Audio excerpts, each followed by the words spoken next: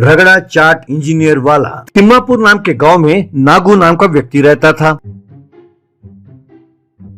उस गांव में रगड़ा चाट बेचते हुए नागू ने अपने बेटे को इंजीनियरिंग की पढ़ाई कराई। नागू अपने बेटे को देखकर बड़ा गर्व महसूस करता था, क्योंकि उसके परिवार में उसका बेटा एकमात्र ग्रेजुएशन की पढ़ाई करने वाला व्यक्ति था। नागू ये बात बड़े गर्व के साथ अपने ग्राहकों को भी बताता था। एक दिन नागू का दोस्त उसके चाट भंडार के पास आया। अब नागू से उसका दोस्त वासु, क्यों भाई नागू, बड़े चुस्त दिख रहे हो, क्या बात है? तब नागू, अरे यार वासु, कुछ भी नहीं। आज मेरा बेटा एक नौकरी के इंटरव्यू के लिए गया है। उसका जो क्वालिफिकेशन है उसे नौकरी जरूर मिलेगी। मैं तो उसके आने का इंतजार कर रहा हूँ कि कब वो आए और कब वो खुशखबरी मुझे सुनाए।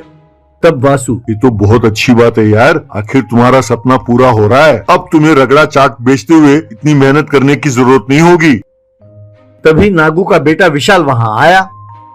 विशाल को देखते ही नागू खुशी के साथ, आगे बेटे, इंटरव्यू का क्या हुआ? तब विशाल झिझकते हुए, पिताजी वो नागू, बोलो बेटे, क्या हुआ? तब विशाल, पिताजी मुझे नौकरी नहीं मिली, मैंने बहुत मेहनत की, मेरे बहुत अच्छे नंबर भी आए। मैंने सोचा ये नौकरी मेरी पक्की है, लेकिन मुझ जैसे वहाँ बहुत सारे लोग थे पिताजी, और देखा जाए तो एक नौकरी के लिए इतनी सारी सिफारिशें। उन्होंने उस कैंडिडेट को सेलेक्ट किया जिसके नंबर मुझसे कम थे पिताजी। कहकर दुखी हुआ।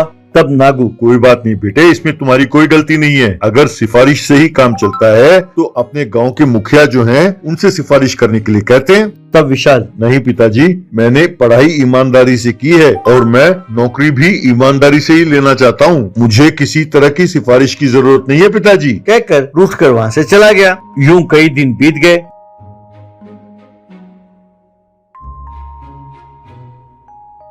विशाल को अब भी नौकरी नहीं मिली थी। ये देखकर विशाल के माँ बाप बहुत दुखी हुए।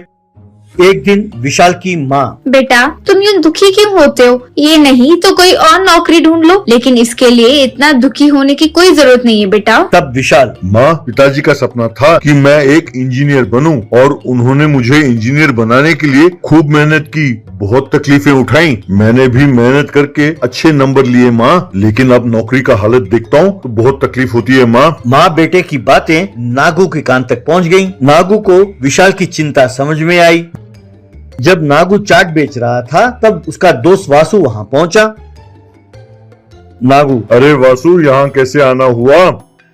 वासु, यार मैंने आज अखबार में पढ़ा कि इंजीनियरिंग की पढ़ाई पूरी करने के बाद अच्छी नौकरी ना मिलने के कारण एक युवक जिसने इंजीनियरिंग की पढ़ाई की उसने आत्महत्या करने की कोशिश की। ये तो अच्छा हुआ कि वहाँ पर लोग खड़े थे, उन्होंने उसे बचा लिया। मैंने जब ये सब पढ़ा तो मुझे तुम्हारे बेटे की याद आई। यार हमारी इज्जत इससे नहीं बनती कि हम क्या काम करते हैं, इज्जत इससे बनती है कि हम जो काम करते हैं उसे ईमानदारी से कर रहे हैं कि नहीं।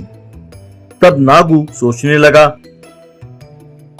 तभी विशाल वहां पहुंचा। नागू विशाल से, क्या हुआ बेटे, इस बार भी नौकरी हाथ नहीं लगी? तब दुखी होते हुए विशाल, हाँ पिताजी।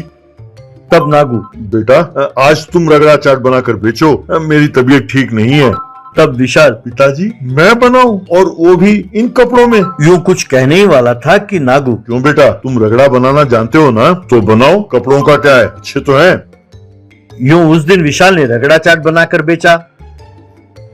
तब नागू विशाल से, बेटा आज से तुम रगड़ा चाट बनाकर बेचो। मुझे इस बात की चिंता बिल्कुल नहीं है बेटा कि तुम्हें इंजीनियरिंग की पढ़ाई कराने के बाद तुम्हें रगड़ा चाट बनाकर बेचने के लिए कह रहा हूँ। बेटा तुमने इंजीनियरिंग की पढ़ाई इसलिए की क्योंकि ये मेरी इच्छा थी, इसलिए मैं ही तुमसे कह रहा हूँ। एक बाप होने के नाते मैं तुम्हारा दुख समझता हूँ। अरे बेटा, ये रगड़ा बेचकर तुम खूब पैसे कमा सकते हो। मैं तो कहता हूँ इंजीनियरिंग में जो तुम पैसा कमाओगे उससे दुगना कमा सकते हो। ये बात सुनकर विशाल बहुत खुश हुआ। इस तरह विशाल ने इंजीनियर रगड़ा चाट वाला नाम पर